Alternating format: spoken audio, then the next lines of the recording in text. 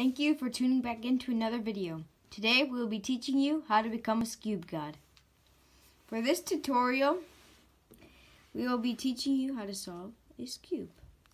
So a Skewb is a puzzle with a diamond center and a triangle piece on the outside to form a cube shape. So let's start by mixing it up.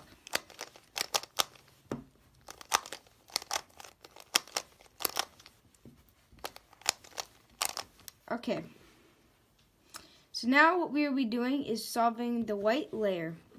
So the first piece doesn't really matter very much because there's no center alignment. See, if you turn it up like this, the centers go with it. So you can just place that here. But the second one does matter, however. So what you're going to look for is this red, white, and blue corner piece. You need to find a white and blue or white and red corner piece. So looks like we have one here. So we're going to turn that down, and then we're going to spin it back up around here to form a line. Doesn't really matter if the center is aligned or anything. Okay, so now we'll find a white and red. So it's right here. You guys can see it. It's right there. So now we're going to turn it down, spin it so we can pull it up, and align right here. So we have 3 of our corners placed. Now what we're going to do is place the final corner. So you're going to bring it down, twist, so you can twist back. You're going to have to break your corner, but it's okay. So then when you turn it back, you now have the whole white side solved. So this should be pretty intuitive, so just keep practicing on it. Okay, next what we're going to be doing is turning up all the sides, all of the yellow corner pieces.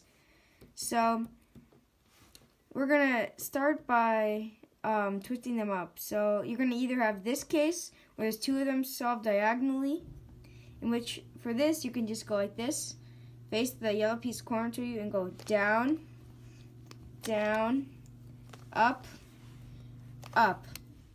Okay, so now you're going to get to the case where there's a pair of horns and a pair of headlights. So you're going to hold the headlights to your right and the horns to your left. So you're going to go down, down, up, up. So now what you're going to do is you're going to have all of the yellow corner pieces facing up. In this case, we got lucky so that the yellow is facing up. So hold on. I'm just going to place it so I can show you guys how to place the yellow middle.